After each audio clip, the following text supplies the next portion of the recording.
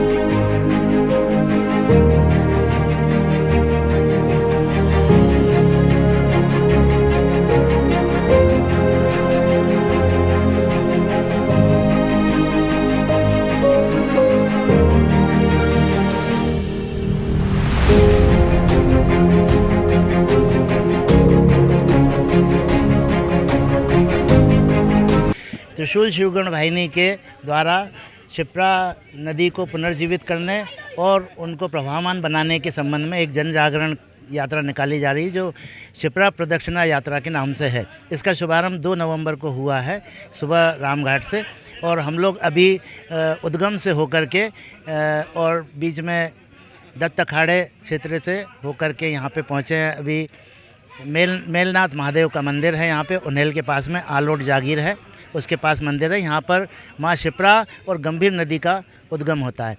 यहाँ पर सनातन पंचायत का आयोजन किया गया, जिसमें स्थानीय लोग सम्मिलित हुए। उन सब लोगों ने जो हमारे संस्था का उद्देश्य है कि नदी प्रवाहमान हो और शुद्ध हो, उसके लिए उन लोगों ने सभी ने संकल्प भी लिया है कि हम यहाँ क्षेत्र में जो हमारी नदी है उसको है ना गंदी नहीं होने दिया जाएगा, और आगे भी कहीं पे भी ऐसा कोई गंदे नाले या नालियाँ मिल रहे हैं तो उनको मिलने से रोकने के लिए वो जो भी जन जागरण कर पाएंगे वो करेंगे। 2 नवंबर से हमने क्षिप्रा की प्रदक्षिणा यात्रा का शुभारंभ रामघाट से सब संतों की उपस्थिति में किया था। उद्गम स्थान केवड़ेश्वर धाम पर जाकर के क्षिप्रा गाँव से वापस लौटते हुए उज्जैन दत्त अखाड़ा से आज यह यात्रा यहाँ पर पहुँची है। 7 सनातन पंचायत इन स्थानों पर हुई है, और सभी सनातन पंचायतों का एक ही उद्देश्य है कि क्षिप्रा कल कल बहे, हमारी माँ शिप्रा पवित्र हो, और आने वाला जो सिमस्त 2028 है उसमें क्षिप्रा के जल से ही स्नान हो और पवित्र और शुद्ध जल से स्नान हो। इस भावना को लेकर के आज इस आलोट के पड़ाव पर उपस्थित हुए हैं। अब शाम को यहाँ से यात्रा शुभारंभ हो रही है। वो सिपावरा का जो हमारा अंतिम पड़ाव है संगम स्थान का, जहाँ पर चंबल और क्षिप्रा का संगम है, उस स्थान पर पहुँचेंगे, और फिर कल शाम को रामघाट पर पहुँचेगी ये यात्रा। एक दिया शिप्रा के नाम अभियान से इसका हम समापन करेंगे। नारायणा होते हुए कल हम वहाँ पर पहुँचने वाले हैं उज्जैन। मैं आप सब लोगों के माध्यम से पूरे उज्जैन नहीं 3-4 जिलों में जहाँ जहाँ क्षिप्रा जा रही है और वहाँ से उद्गम हुआ है, सभी लोगों ने सहयोग की भावना दी है। सभी लोग क्षिप्रा को कल कल बहना देखना चाहते हैं और शुद्ध और प्रवाहमान देखना चाहते हैं।